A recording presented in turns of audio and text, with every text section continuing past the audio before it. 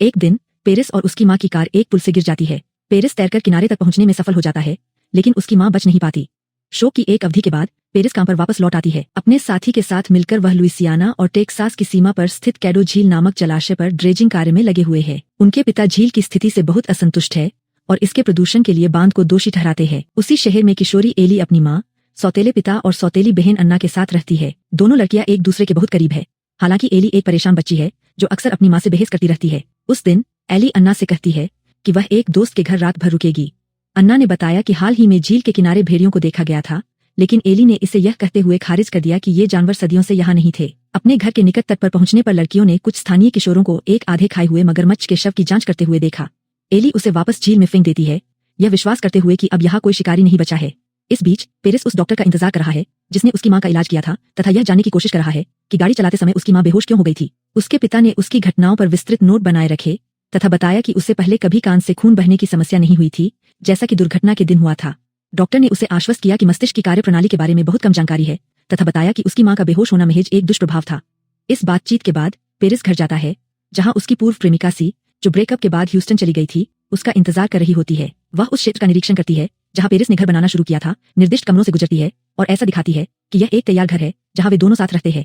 वह एक काल्पनिक रात्रि भोज तैयार करती है और फिर पेरिस को परोसती है। लगभग उसी समय एली अन्ना के ढीले दूध के दांत को उखा देती है और फिर लड़कियां अपने सौतेले पिता के रिश्तेदारों के साथ खाने की मेज पर चली जाती है। अन्ना ने अपने द्वारा पकड़े गए असामान्य पतंगे को दिखाया, जिसे एक अतिथि ने 4 आंखों वाली प्रजाति बताया, जिसके बारे में इस क्षेत्र में लंबे समय से माना जाता था कि वह विलुप्त हो चुकी है। एली अपनी माँ से कहती है कि वह इस सेमेस्टर को जल्दी खत्म करना चाहती है। हालांकि कागजी कार्रवाई के लिए उसे अपनी माँ के हस्ताक्षर और अपने पिता के मृत्यु प्रमाण पत्र की आवश्यकता है, क्योंकि उनकी मृत्यु को 7 वर्ष से अधिक समय हो चुका है। सेलेस्टे ने वादा किया कि वह और डेनियल इसे संभाल लेंगे और एली से कहा कि वह कोई तमाशा न खड़ा करे। इस बीच पेरिस और सी उसके वर्तमान जीवन के बारे में बात करते हैं।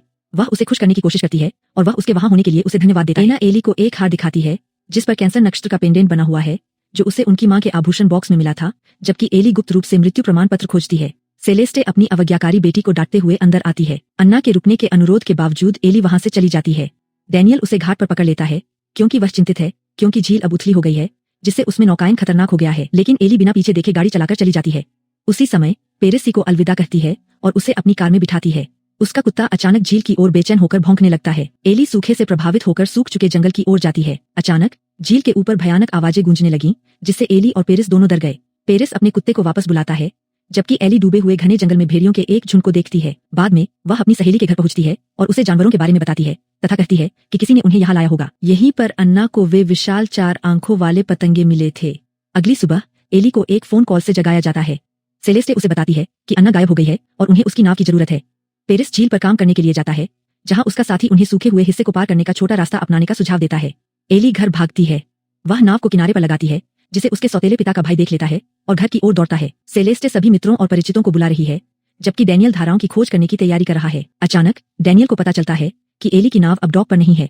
वह उस पर चिल्लाता है, लेकिन एली को समझ में नहीं आता कि इसे कौन ले गया होगा, क्योंकि उसने तो बस इसे बांधा था। ऐसा लगता है कि किसी ने इसे छोड़ दिया है। इस बीच पेरिस खुले जंगल से गुजरता है, जहाँ उसे एक परित्यक्त तेल पंप मिलता है। अचानक वह अस्थायी रूप से अपनी सुनने की क्षमता खो देता है।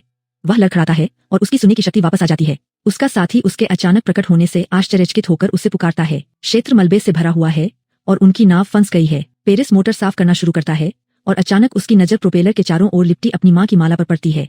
इस बीच मित्र और पड़ोसी अन्ना की खोज में शामिल हो गए हैं। सेलेस्टे ने अपनी बेटी की तस्वीर दिखाते हुए बताया कि अब उसका एक सामने का दांत गायब है। शेरिफ आता है और घोषणा करता है कि खोज दल को इकट्ठा किया जा रहा है तथा उन्हें याद दिलाता है कि अन्ना पहले भी अपनी सौतेली बहन के साथ समय बिताने के लिए भाग चुकी है। लेकिन इस बार मामला अलग है। किसी ने कोई बहस नहीं की और नावें चली गईं। या तो उसे ले जाया गया है या वह घायल है। पेरिस अपने पारिवारिक घर लौटता है, अपनी माँ के सामान का एक बक्सा निकालता है और पेंडेंट की जांच करता है तथा पुष्टि करता है कि वे एक जैसे हैं। इस बीच एली और डेनियल अन्ना की खोज के लिए पड़ोसी की नाव लेते हैं। सी पेरिस के घर पहुंचता है और वह उसे वह हार देता है जो उसने पाया था तथा उसे उस स्थान पर ले जाता है जहां उसने अपनी सुनने की शक्ति खो दी थी। लेकिन अब सब कुछ सामान्य लग रहा है। इस बीच बचाव दल को अन्ना की खाली नाव मिल जाती है। एली ने देखा कि लड़की का जीवन रक्षक जैकेट, जिस पर उसका नाम लिखा था, गायब है। पेरिस सी को उसकी सुनने की क्षमता चली जाने, हाथ कांपने तथा फिर किस प्रकार उसे हार मिला के बारे में बताता है। उसे पूरा यकीन है कि उसकी माँ वहाँ थी। सी को पिछली बार सूखे के दौरान की अपनी नाव यात्रा याद है, जब वे गाद में फंस गए थे। पेरिस को याद आता है कि वह वहाँ थी और अचानक वहाँ से चली जाती है। वह अपने पिता के पिछले 50 वर्षों के मौसम संबंधी रिकॉर्ड खोजता है, जिसमें सभी सूखे और झीलों के सूखने का विवरण होता है। खोजकर्ता झील को अपनी टीमों के लिए क्षेत्रों में विभाजित करते हैं। शेरिफ ने चेतावनी दी कि बांध में दरार आ गई है और यदि यह टूट गई तो अन्ना को कभी नहीं पाया जा सकेगा। एली सूखे जंगल की जांच करने पर जोर देती है, लेकिन शेरिफ इसे बहुत खतरनाक मानता है। पेरिस में उनके रिकॉर्ड देखे गए, पता चला कि उनकी मां को ये घटनाएं सूखे के दौरान हुई थीं। सी को चिंता है कि बीमारी वंशानुगत हो सकती है, लेकिन वह उसे आश्वस्त करने की कोशिश करता है कि जब झील का एक विशेष हिस्सा सूख जाता है तो कुछ अजीब घटित होता है।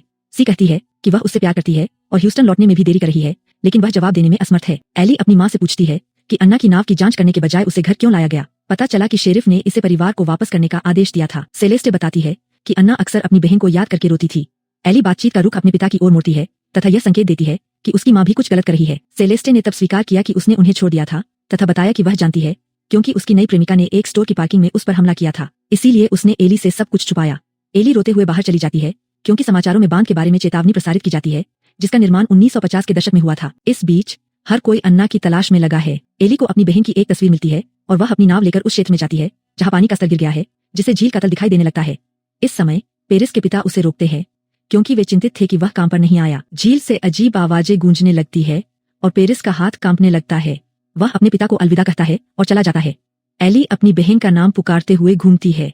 उस रात उसे एक नाव दिखाई देती है जिसमें से अन्ना को बुलाने वाली आवाजें आ रही है, लेकिन वह खोजकर्ताओं से छिप जाती है।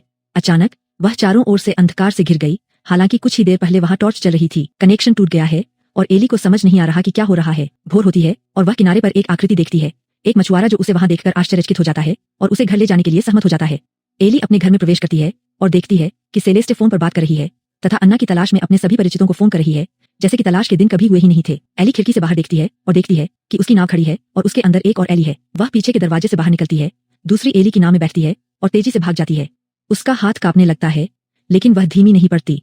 पेरिस भी झील की ओर जा रहा है जब उसे पता चलता है कि जिस पुल के नीचे से वह गुजर रहा है वह सही सलामत है। एली के आगे पुल खंडहर में पड़ा है।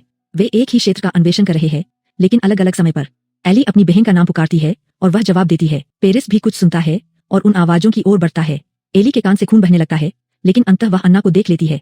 पेरिस भी ध्वनि प्रभाव महसूस करता है और अचानक रात दिन में बदल जाती है। तभी उसे नारंगी रंग का लाइफ जैकेट पहने एक लड़की जमीन पर पड़ी दिखाई देती है। एली अपनी बहन को गले लगाती है, लेकिन उसे एहसास होता है कि अन्ना 1 महीने पहले के समय में रहती है जब वह पहली बार भागी थी। उसने यह भी देखा कि लड़की के सभी दांत सलामत है। पेरिस ने देखा कि लड़की एक पेड़ की शाखा से घायल हो गई है। एना अपनी बहन पर लगातार उनकी मां से बहस करने का आरोप लगाती है और एली उसे नाव में चढ़ने के लिए कहती है। पेरिस लड़की की पीठ से शाखा हटाती है, घाव को ढकती है और उसे लोगों के पास ले जाती है। वह एक नया चालू तेल पंप देखता है। एली अन्ना को घर ले आती है और उसके माता पिता से कहती है कि वे उसे दोबारा झील के पास न आने दें। डैनियल उसके व्यवहार पर अपनी निराशा व्यक्त करता है और उससे कहता है कि वह अपनी मां को परेशान करे। हिलकर एली वहां से चली जाती है। पेरिस घायल लड़की को बांध निर्माण स्थल पर ले जाता है तथा उसे वहां काम करने वाले श्रमिकों को सौंप देता है जो उसे संदिग्ध पाते हैं। उसे पता चलता है कि यह 1952 है।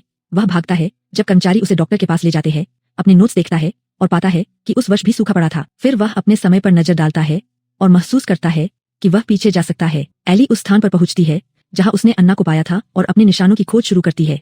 वह एक गड्ढे में गिर जाती है और जब वह बाहर निकलती है तो रात दिन में बदल जाती है। पेरिस को वह स्थान भी मिल जाता है जहां उसने अन्ना को पाया था।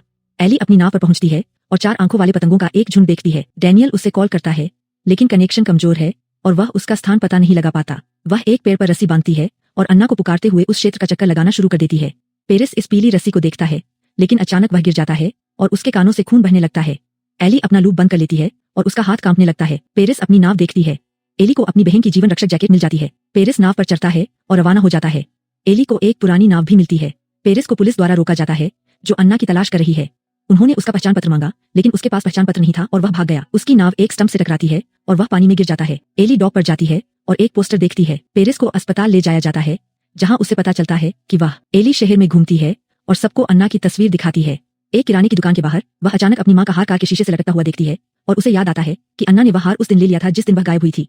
इस बीच पेरिस से एक पुलिस अधिकारी पूछताछ करता है, लेकिन वह चुप रहता है क्योंकि उसे नहीं पता कि भविष्य में वह अपनी उपस्थिति का स्पष्टीकरण कैसे देगा। एली हार को वापस लेने के लिए कार में घुसती है और कार का मालिक उससे हार वापस मांगता है। एली ने पूछा कि यह पेंडेंट कहां से आया और महिला ने बताया कि यह उसके लापता प्रेमी की मां अन्ना का है। एली अपने पिता पेरिस की तस्वीर वाला एक गुमशुदा व्यक्ति का पोस्टर उठाती है और उससे पता चलता है कि वह महिला उसकी मां सेलेस्टे है, जो एक बच्ची के रूप में एली को गोद में लिए हुए है।